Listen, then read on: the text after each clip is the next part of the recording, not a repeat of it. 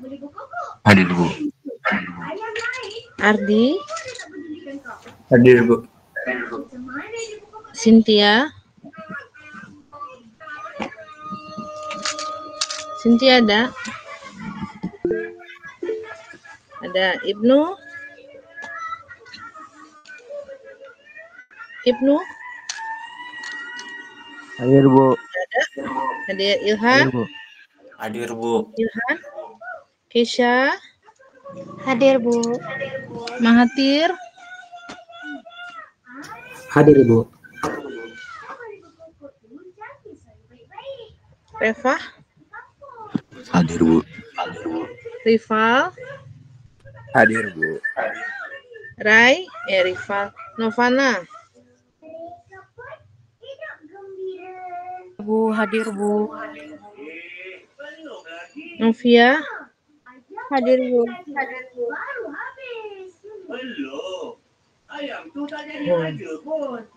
Alifa? Hadir, Ibu. Putri? Hadir, Ibu. Rabbani? Hadir, Bu. Rashid?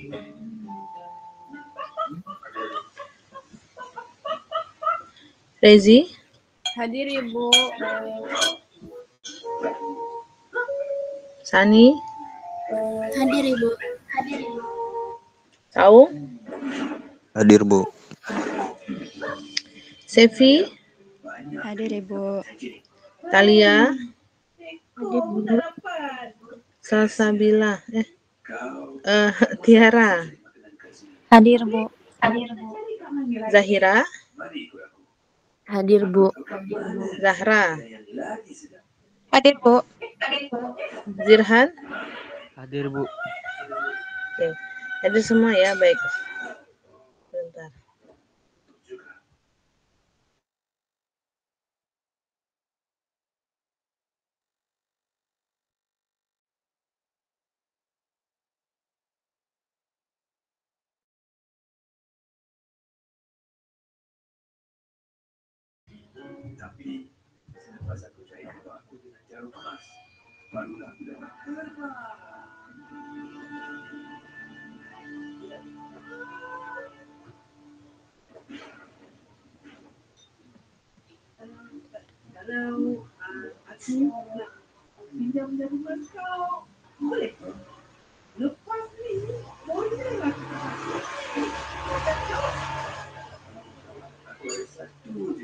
Mohon maaf ya Ibu telat masuk. Kalau pagi-pagi itu suka susah kalau tepat waktu ya, karena nyiapin ini itu dulu. Mohon maaf Ibu telat ya. Sudah kelihatan belum?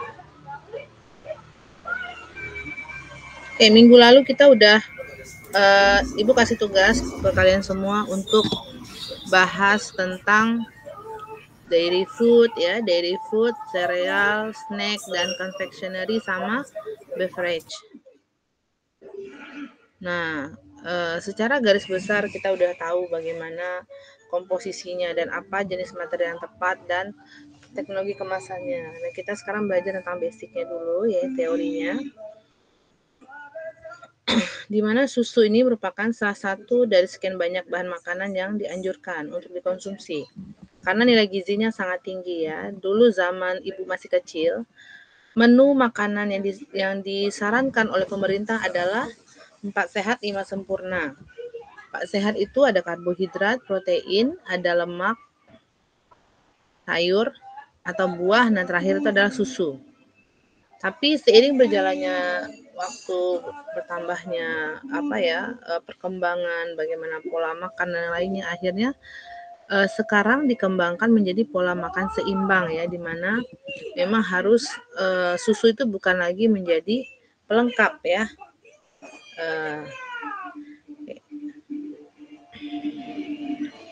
Susu mudah dicerna dan diserap oleh darah karena punya koefisien cerna yang mencapai 100%.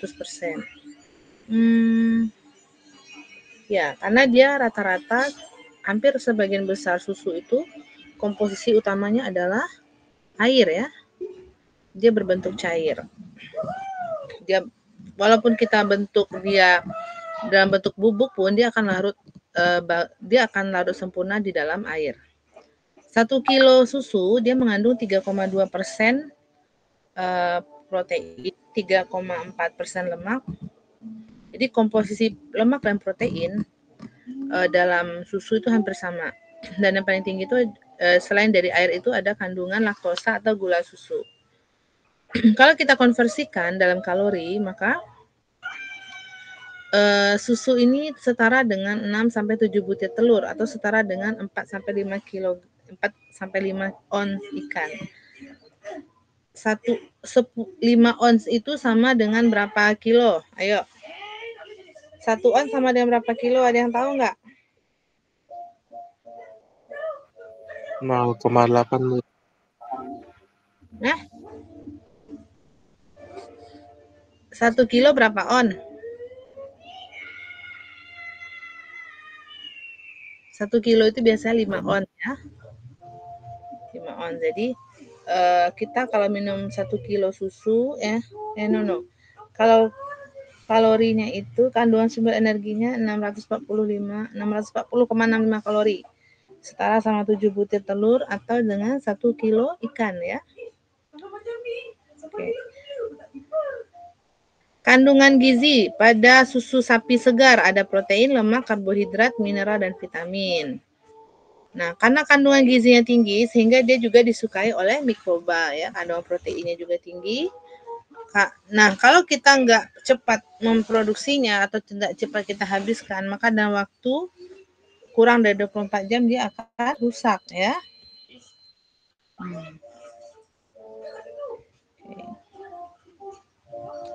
Laktosa yang ada dalam susu ya dia merupakan kelompok karbohidrat sederhana. Bahan ini bisa membantu penyerapan kalsium dalam tubuh. Proses pengolahan susu ini bertujuan untuk memperoleh susu yang beraneka ragam ya, punya kualitas dan kadar gizi yang tinggi dengan pengemasan aseptik ya. Aseptik itu kita nggak perlu nambahin pengawet kan ya ke dalam susu tersebut. Cukup semua peralatan kemasannya, lingkungannya semua harus steril. Sehingga kita bisa memperpanjang masa simpannya ya dan memudahkan pemasaran dan transportasi dan meningkatkan nilai tukar dan daya guna dari bahan mentahnya. Jadi salah satu teknologi yang disarankan adalah kemasan aseptik. Proses pengolahan susu terus berkembang sejalan dengan perkembangan ilmu di bidang teknologi pangan ya. Salah satunya dengan cara proses pengolahan susu itu dengan dulu mungkin pasteurisasi. Pasteurisasi itu cara yang sangat udah lama ya, konvensional, dan sekarang diperkembangkan menjadi UHT dan mungkin ada lagi sekarang yang lebih ultra high yang lebih tinggi dari UHT tersebut. Fungsi utama yang ada dalam air susu, pertama untuk kandungan mikronutrisinya ada vitamin dan mineral. Vitaminnya ada vitamin A, B12, B kompleks ya, ada kalsium, ada protein, ada zinc, karbohidrat dan magnesium, ada fosfor dan vitamin B2. Semuanya punya fungsi dalam tubuh kita ya. Untuk susu segar kita harus simpan pada suhu kurang dari 7 agar tidak cepat rusak sama pengiriman. Berarti ini suhu kulkas ya. Kulkas itu suhunya 4-18. Jenis produk olahan susu ada pasteurisasi, ada ultra high temperature atau UHT, ada susu bubuk, ada susu kental manis atau kental manis, ada susu fermentasi, keju, dan lain-lain. Susu pasteurisasi ini merupakan proses awal untuk membunuh kuman ya. Kuman itu bisa mati pada suhu 60 ke atas.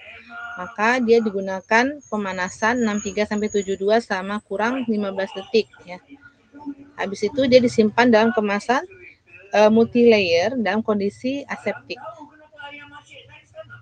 Di mana kemasan aseptik ini terdiri dari 6 lapis kertas. Yang terdiri dari kertas, ada plastik, ada polietilen, dan aluminium foil. Yang bersentuh langsung sama susu aluminium foil ya.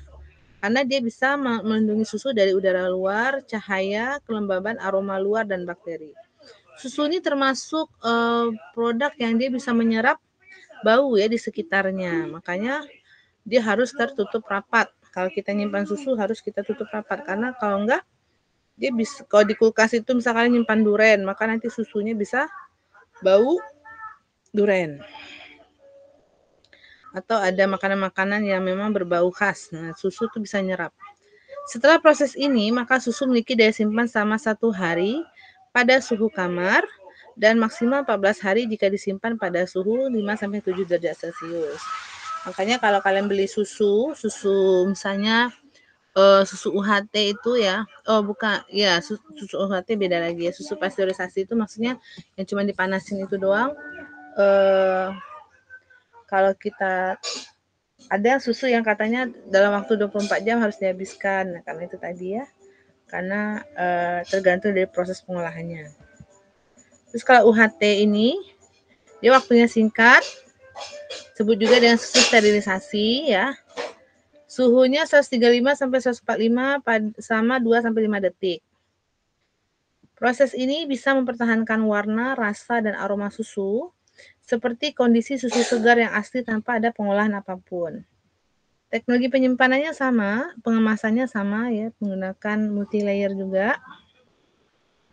Kalau tadi pasteurisasi bisa bertahan 14 hari di suhu yang lebih rendah, maka UHT ini bisa bertahan 10 bulan di suhu ruang. Sementara kalau tadi pasteurisasi hanya 1 hari ya, di suhu ruang dia cuma 1 hari, kalau UHT bisa 10 bulan. Dengan catatan kemasannya masih tertutup rapat atau belum dibuka. Kalau udah dibuka berapa hari biasanya? Tetap aja sama, kalau udah 1 hari ya. Ibu pernah juga minum susu basi, jadi kakak ibu tuh beli susu UHT sih, yang 1 liter itu udah berapa hari ya, udah 5 hari kali ya. Ternyata dari segi bentuk sih belum rusak ya, kita kan nggak tahu pas kita minum ada rasanya yang aneh dan baunya nggak enak. Oke, yang ketiga ada susu bubuk. Susu bubuk ini merupakan bentuk olahan dari susu segar yang dipanaskan selama 30 detik pada suhu 80 derajat Celcius. Jadi kalau suhunya untuk susu ini nggak boleh lama-lama manasinnya ya. Kalau nggak dia nanti bisa denaturasi protein ya. Proses pengolahan dilakukan dengan beberapa tahapan, yaitu evaporasi. Evaporasi itu proses menguapkan cairan yang ada di dalam susu. Jadi susu segar, susu cair itu dievaporasi. Dia tuh dipanaskan untuk pelarutnya, maksudnya yang air ini akan menguap ya, menguap. Terus habis itu dihomogenasi, jadi dijadikan biar dia homogen ya, biar dia tuh jadi satu komponen dan dikeringkan sampai akhirnya nanti dia menjadi seperti bubuk menggunakan spray dryer atau roller dryer selama 2 jam per ton ya pada suhu 180 derajat Celcius. Produk ini kalau kita uji kadar airnya masih ada sekitar 2-4%. Dan sebagian besar susu ini terbuat dari skim milk. Proses pengolahan susu menjadi bubuk bisa memperpanjang masa simpan susu hingga 2 tahun ya. Kalau tadi UHT bisa 10 bulan, kalau ini bisa 2 tahun. Dalam kemasan aluminium dan kotak karton ya. Kemasan primernya adalah aluminium dan kemasan sekundernya yang duplek itu ya. Namun tahapan proses yang cukup panjang dalam menghasilkan susu bubuk menjadikan kandungan nutrisinya akan hilang ya, di dalam susu akan berkurang, bahkan akan terjadi kerusakan hingga 30% untuk protein.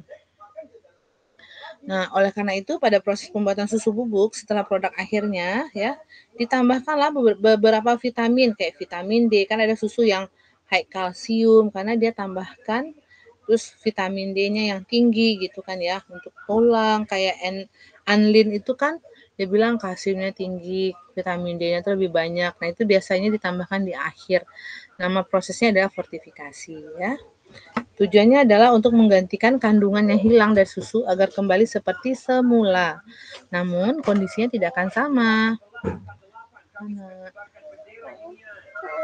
Hah? Apa? Ada mau mie goreng. Ya udah tunggu ya. Udah, sabar ya, tunggu ya. Nah, kalau ngajar di rumah tuh begini.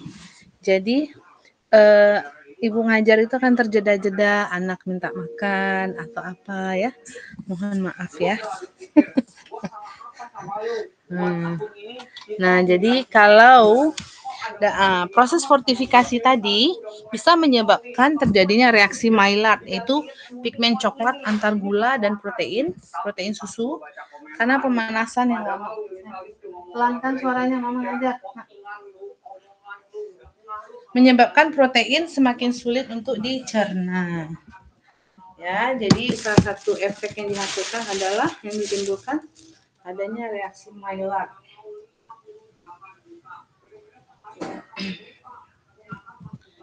Yang keempat adalah kental manis ya, kental manis. Nggak boleh lagi kita bilang susu kental manis. Susu ada susu di dalamnya, tapi kandungan susunya itu kalau kita, kenapa nggak boleh kita sebut susu kental manis? Ada yang tahu nggak alasannya apa? Karena kandungan susunya dikit mungkin. Kenapa? Kandungan susunya sedikit. Nah, iya. Kalau kita nyebutin sesuatu, misalnya susu kental manis, berarti harusnya si susu itu harus lebih banyak sebagai kandungan utamanya kan. Saya kalau keripik pisang, berarti pisang yang dijadikan keripik kan gitu. Sementara ini enggak, lebih banyak kandungan gula nih. Menurut standar industri Indonesia, susu kental manis adalah produk makanan yang diperoleh dari susu segar yang diuapkan sebagian airnya, ditambahkan gula, dan dengan atau tanpa penambahan lemak nabati serta vitamin ke dalamnya. Susu ini merupakan hasil pengolahan susu segar yang diperoleh dengan cara mengurangi kandungan airnya hingga 40%. Jadi, kental manis ini mengurangi kadar airnya 40%. Kalau susu bubuk, berapa persen? Hampir sekitar 96-98% ya. Kalau susu bubuk, kan kandungan airnya masih ada sekitar 2-4% katanya tadi kan. Kalau ini mencapai 40%. Jadi susu ini biasanya terdiri dari 8% lemak, bisa hewani, nabati, atau campuran keduanya. Terus 20-22% padatan, bukan lemak. 45% gula tuh. 45%-nya gula. Yaitu konsentrasi gula dalam air sekitar 63%. Dan sisanya berupa air, vitamin, dan sebagian kecil mineral yang ditambahkan di dalamnya. Jadi ada fortifikasi juga. Kandungan kadar gula yang tinggi membuat jenis susu ini tidak cocok dikonsumsi oleh segala usia, terutama untuk bayi. Tapi pada kenyataannya ya, iklannya itu adalah iklan anak-anak pagi-pagi pergi ke sekolah. Sebelum sekolah minum apa dulu? Minum susu. Minum susu kental manis dulu ya. Terus kalau lebaran bikin kue nggak enak kalau belum ada kental manis. Iklannya kan gitu. Kalau bikin donat, susu kental manis. Toppingannya ya. Jadi kalau adik-adik lihat di kemasan susu kental manis itu ada tertulis itu, tapi kecil sekali. Tidak boleh dikonsumsi oleh balita, itu ada. Itu pernah lihat. Tapi kecil banget. Terus yang kelima adalah fermentasi susu. Contoh fermentasi susu itu kayak yogurt ya, dadi, keju, kefir ya. Fermentasi didefinisikan sebagai semua demodifikasi yang terjadi pada sifat kimia dan atau fisik susu yang disebabkan oleh aktivitas mikroorganisme atau enzim yang dihasilkannya. Proses fermentasi pada susu tidak hanya berperan dalam menghasilkan flavor yang disukai dan tekstur produk, tapi juga bisa menyebabkan kerusakan dan degradasi produk karena kan terjadi gumpalan ya, gumpalan koagulasi dari protein itu ya, sehingga dia menjadi terpisah antara substrat dan filtratnya nanti. Oh, panas. Untuk memastikan fermentasi yang diinginkan terjadi, maka kultur mikroba dengan sifat yang kita ketahui ditambahkan ke dalam substrat susu atau produk susu. Fermentasi susu terjadi karena adanya aktivitas bakteri atau mikroorganisme lainnya yang memang kita sengaja kita buat ya. Contohnya pada pembuatan apa? Yogurt, dadi, dan keju. Kalau untuk dadi dilakukan secara alami karena gumpalan susu kerbau itu yang tidak berubah atau pecah kembali setelah menggumpal. Dadi ini didapatkan dengan menyimpan susu itu di dalam bambu ya. Susu kerbau biasanya disimpan pada suhu kamar.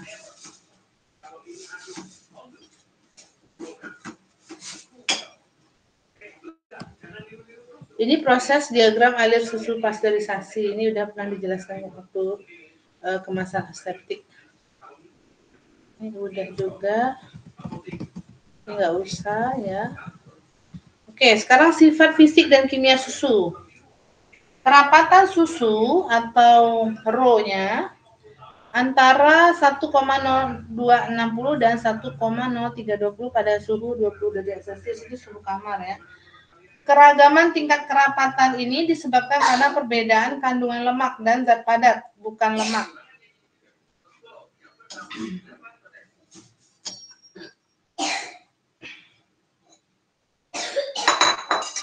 Yang kedua adalah kerapatan susu ini akan berangsur meningkat saat pemerahan susu dan mencapai maksimum pada 12 jam sesudah pemerahan. Yang kedua adalah pH. pH antara 6,6 sampai 6,7, berarti pH-nya apa tuh? Asam atau basa? pH-nya itu agak asam ya.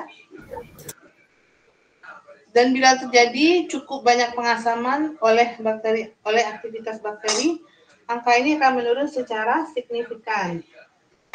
Ya, biasanya kalau fermentasi itu susu akan semakin apa rasanya? Dan semakin asam ya. Semakin asam berarti pH-nya turun ya. pH-nya semakin asam. Dan biasa kefir itu lebih asam biasanya. Kalian tahu nggak apa yang bikin yogurt tuh enak? Apa yang bikin yogurt enak coba? Asam, Bu. Dari asamnya, Bu. Pernah nyobain yogurt plain nggak?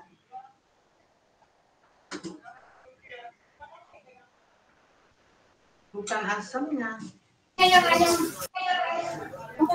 Apa yang bikin susu yogurt tuh enak coba? Kental mungkin, Bu. Apanya? Kekentalannya. Bukan. Yang bikin yogurt tuh enak adalah gula. Kalian pernah nggak makan yogurt yang nggak ada rasa?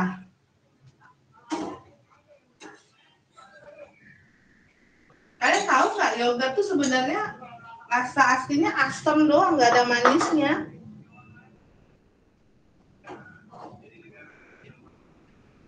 Nggak ada manisnya itu. Yang bikin manis itu adalah gula, terus ditambahin buah-buahan, baru dia enak. Kalau nggak enak rasanya. Makanya nggak heran ya, kalau kita pengen sehat, ya bagusnya itu belinya yogurtnya yang mana coba? Ya? Yang plain ya. Jangan pakai gula, karena sama aja kandungan gulanya juga tinggi ya kalau yogurt itu. Kecuali pakai gula dari buah. Tapi beberapa pakar nutrisi juga bilang bahwa sebenarnya gula yang ada di buah-buahan itu juga nggak baik ya kalau kita konsumsi sering-sering juga. Tapi itu jauh lebih baik daripada kita makan gula meja ya, atau gula itu loh, gula tebu yang biasa kita makan itu. Kalau pengen manis juga disarankan pakai gula apa? Selain dari madu apa? Gula aren. Ada yang tahu? Enggak. Stevia. Ada yang lain? Apa? Stevia. Stevia. Stevia? Ada yang tahu stevia?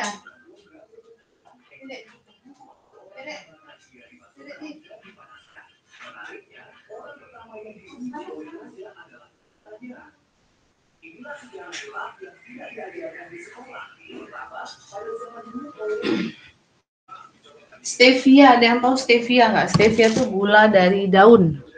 Daun stevia yang diekstrak, kadar kemanisannya melebihi kadar gula tebu atau buah bit. Itu sekarang yang karena kandungan kalorinya nggak besar, dia manis tapi kalorinya itu nggak sebesar kita makan gula tebu biasa gitu.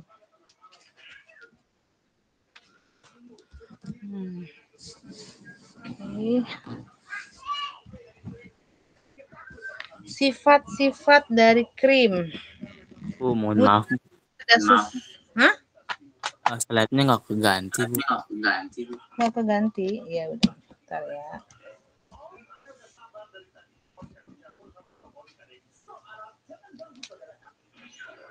Ini udah ganti belum?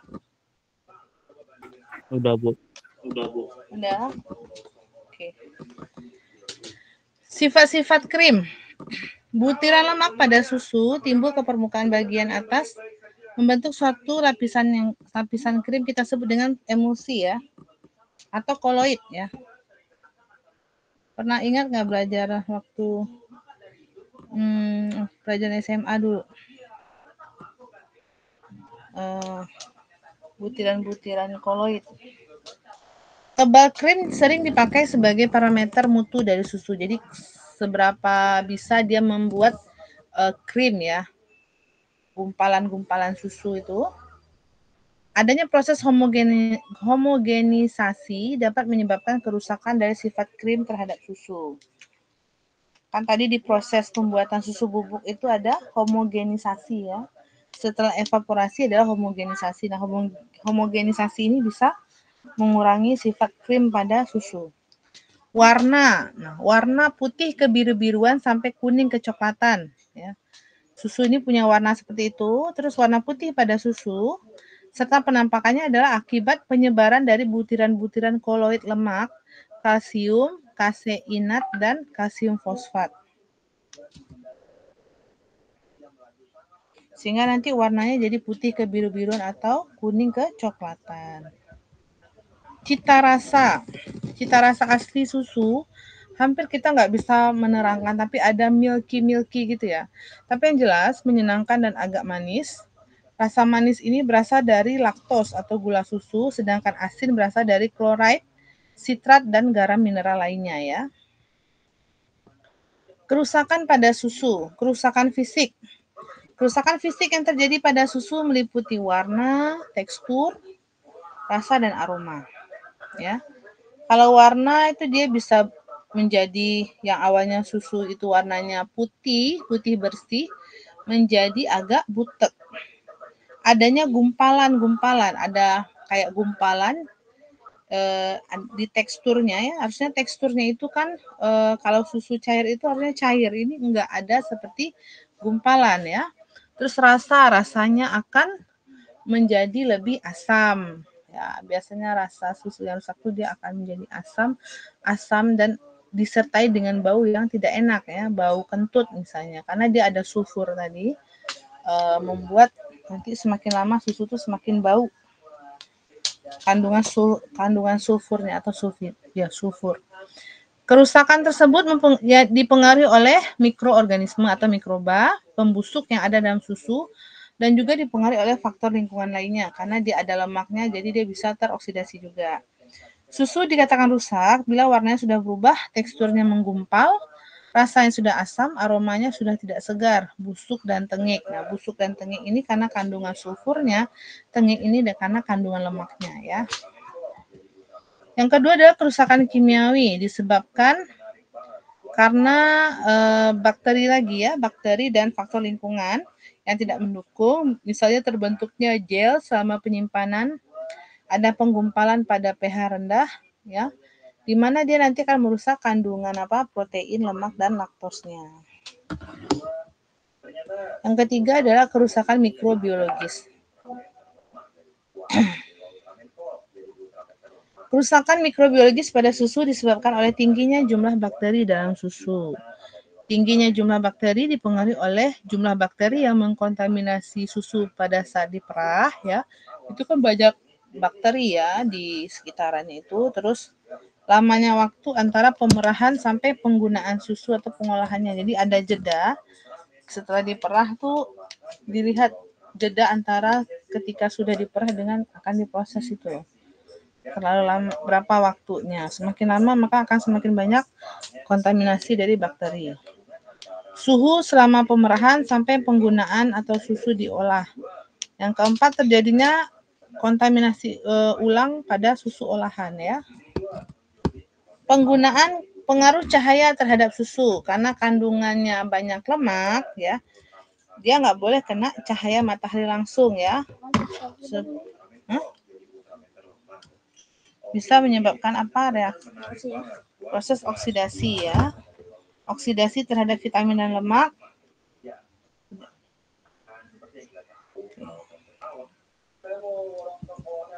Pengaruh oksigen terhadap susu. Gimana pengaruh oksigen? Winarno menyatakan bahwa kemasan karton harus kedap air untuk mencegah kontaminasi dari luar. Karton ini dilapisi dengan lilin, plastik atau karton langsung dilapisi oleh lapisan kertas aluminium sehingga bisa mencegah keluar masuknya gas atau uap air. Kemasan pada susu. Kemasan umumnya digunakan dalam industri consumer goods, sangat beragam ya, tergantung dari fungsi dan jenis produk yang dikemasnya ya.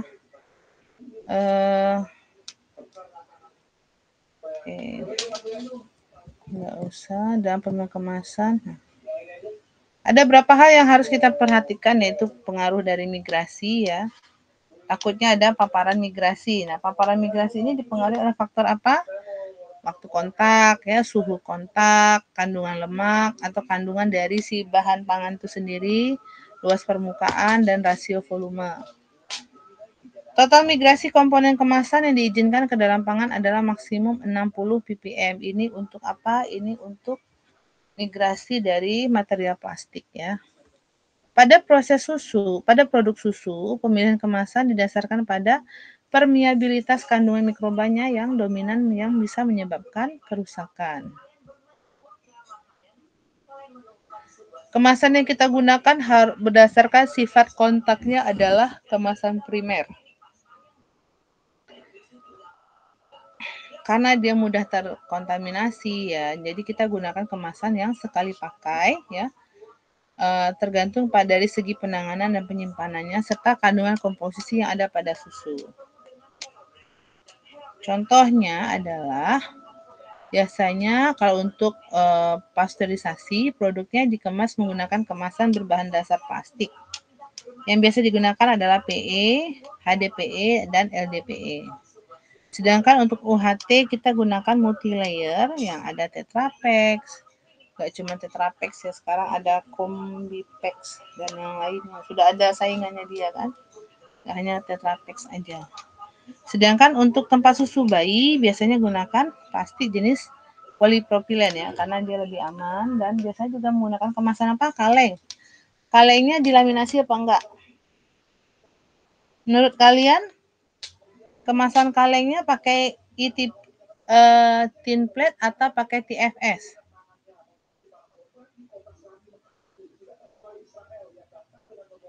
Ayo. Kaleng susu itu pakai ETP atau TFS?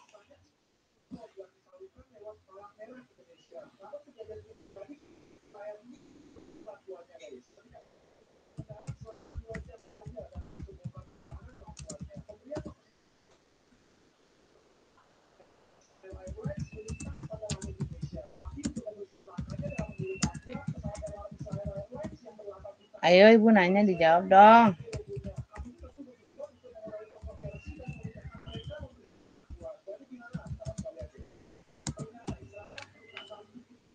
Halo. Oke, TFS. Hah? Pakai TFS. Pakai TFS. Tahu TFS itu apa, Rabani? Masih ingat kan TFS apa?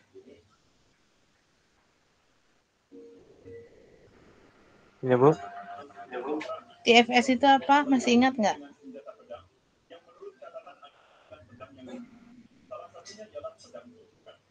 Apa ya, lupa, Bu. Tinfoil, Bu ya? TFS itu adalah kemasan kaleng yang tin plate ya, yang dia tuh nggak pakai SN ya, atau timah putih. Jadi dia dilapisinya pakai kromium, bukan timah putih.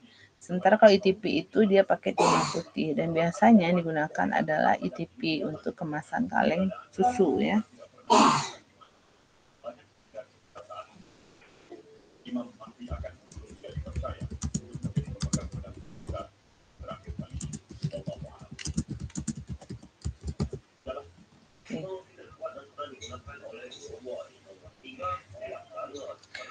Oke ya. HDPE. Dasar pertimbangan kemasan digunakan pada produk susu. Pertama adalah HDPE. HDPE ini pada proses pasteurisasi kita menggunakan suhu kecil dari 100 derajat untuk membunuh mikroorganisme patogen ya. Setelah proses pemanasan, susu mengandung spora-spora dan sel vegetatif yang masih bisa tumbuh dan berkembang ya. Susu pasteurisasi harus segera disimpan pada suhu rendah. Keunggulan dari pasteurisasi ini, kandungan susu tidak mengalami kerusakan yang terlalu signifikan ya. Oleh karena itu, dianjurkan material HDPE dan LDPE. LDPE digunakan dengan cara membentuknya, mengisi dan disil. Sedangkan kalau HDPE untuk ukuran yang lebih besar.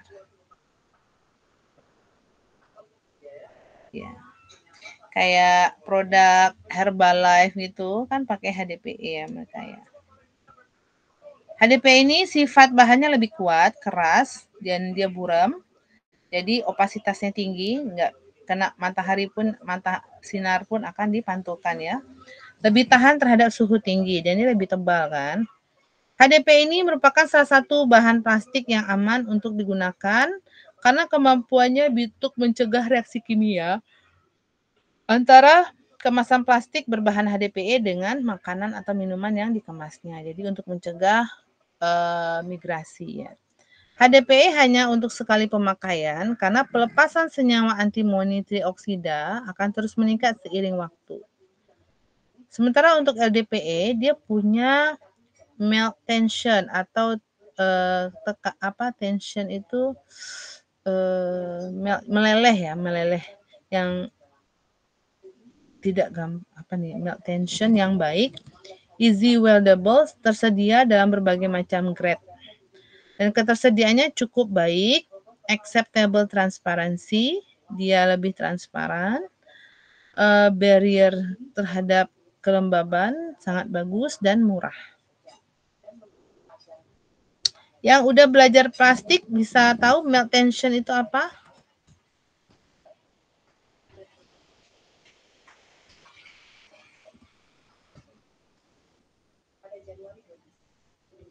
Titik leleh, Bu. Titik leleh. Melt tension. Titik leleh. Enggak kayaknya. Melt tension itu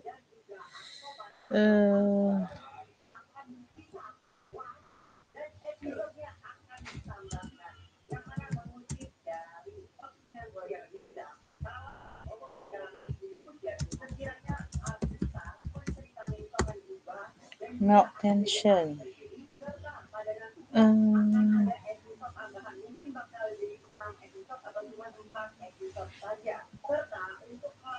Indeks titik lelehnya iya. Termoplastik nih ya untuk sifat ininya ya, betul-betul melt tension. Terus kemasan selanjutnya adalah Tetra Pak yang multilayer yang kita kenal biasa ya. Penggunaan kemasan karton aseptik yang memberikan keuntungan tersendiri karena dia bisa memperpanjang masa simpan ya.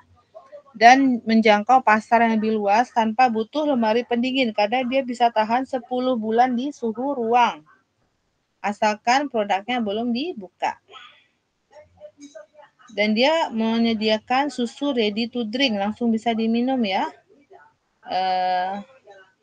Kemasan tersebut mengurangi risiko kontaminasi pada isi kemasan. Tetra Pak bisa digunakan untuk produk susu UHT ya.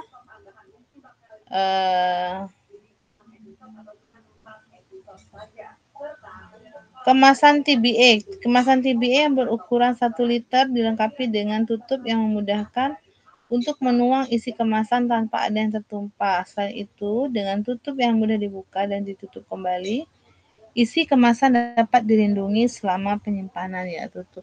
Kan kemasan susu itu lebih gampang dibuka dan ditutup kembali ya. Dan dia memudahkan konsumen dalam penggunaannya. Terus selanjutnya adalah polipropilen. Polipropilen ini adalah botol plastik yang transparan tapi tidak jernih. Jadi dia tidak mengkilat atau transparan. Dia lebih kuat dan ringan dengan daya tembus uap yang rendah. Ketahanannya baik terhadap lemak, stabil terhadap suhu tinggi dan cukup mengkilap. Jenis PP ini adalah pilihan bahan plastik terbaik ya, terutama untuk makanan ya, food grade. Dan untuk botol bayi juga. Susu dikemas dengan karton atau plastik umumnya merupakan kemasan steril, sehingga dia aman digunakan sebagai bahan penyimpanan produk-produk susu.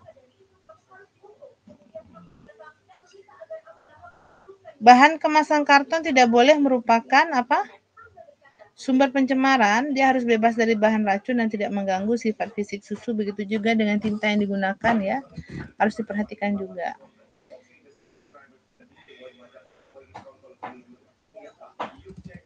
Menurut Allen dan Joseph, bahan dasar kemasan plastik adalah polietilen yang dapat ditembus oleh oksigen. Untuk mencegah penyerapan oksigen, maka pada kemasan karton menggunakan pelapis plastik. Diberikan juga selapis aluminium. Produk susu yang dipasarkan harus disimpan pada suhu di bawah 10 derajat. Ini untuk mencegah pertumbuhan dari mikuman termodurik yang mungkin masih hidup dan dapat berkembang biak pada suhu yang mungkin cukup tinggi, dia masih bisa bertahan ya. Terus smart packaging merupakan satu inovasi dalam bidang kemasan karena dia bisa mendeteksi tingkat kesegaran dari susu ya. Dengan cara time temperature indicator. Terus atau TTI. TTI ini ditempelkan di dalam kemasan ya. Tergantung pada waktu dan suhu yang bergantung secara tidak langsung dengan umur simpan dari produk makanan. Jadi dia ada indikatornya, ada indikator yang menunjukkan bahwa ini susu masih baik atau tidak ya. Menurut prinsip kerjanya, TTI ini dapat dibagi menjadi 3 jenis. Ada sistem kimia, ada sistem fisik, dan sistem biologis.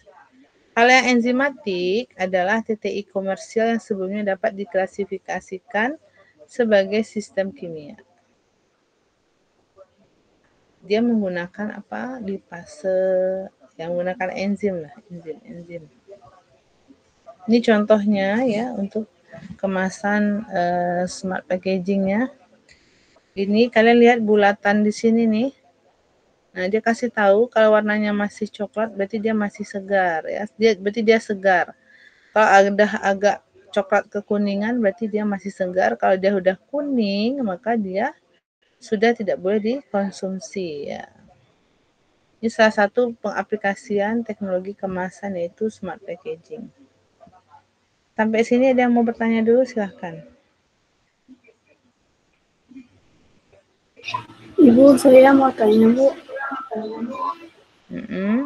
Yang kalau misalkan susunya udah menjelang basi kayak gitu, untuk kerapatan susunya itu dia ada pengaruhnya nggak? Bukan kalau pH dia turun, kalau kerapatan susunya gimana tuh? Kalau basi. Gimana, Rezi? Kalau misalkan basi, sifat fisika yang tentang kerapatan susunya itu tuh gimana, Bu? Ya, kerapatan susu itu berkurang karena apa tadi Ibu bilang? Karena dia dihomogenasi ya? Bukan. Itu krim ya. Kerapatan itu berkurang karena apa?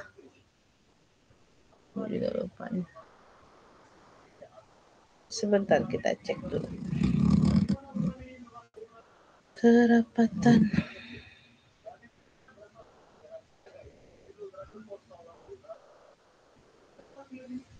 Woi kalian, kesini.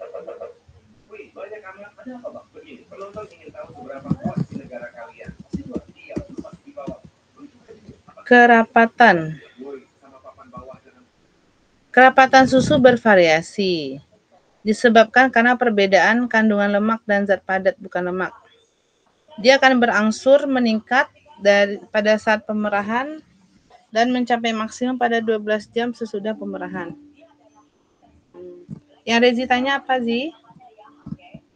Misalkan susunya basi gitu, kerapatan susunya menurun kah atau gimana?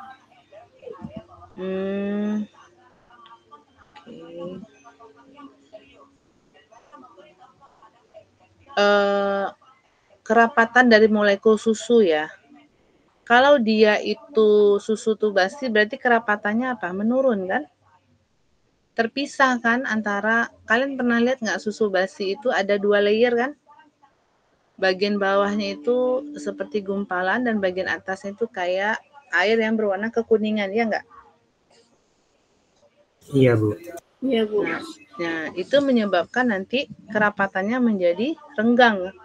Sehingga terjadi perbedaan tampak 2 layer yang berbeda. Harusnya enggak boleh. Nah, kerapatan ini juga dipengaruhi oleh kondisi itu tadi ya. Kalau kalian masukkan perasin jeruk misalnya ke dalam susu, susunya jadi ini enggak? Terpisah enggak jadinya?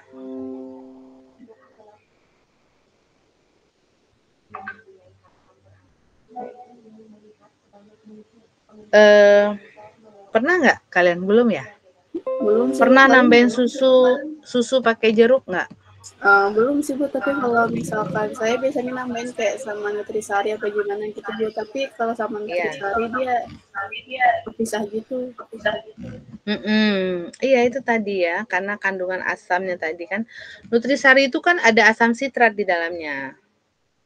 Asam sitrat itu yang membuat nanti susu menjadi terpisah ya, kerapatannya menjadi menurun. Jadi ada 2 layer, ada gumpalan susu dan ada filtrat dan substrat.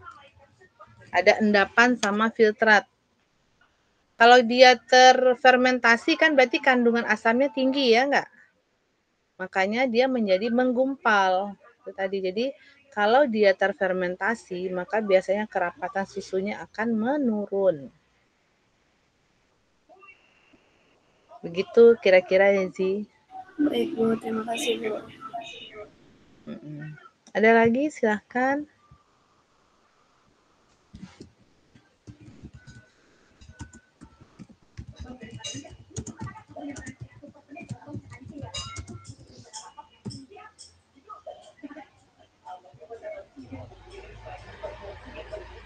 Kalau enggak ada, kita masuk ke snack ya. Ibu mau habisin nih materinya, boleh? Masih bisa tahan nggak kalian?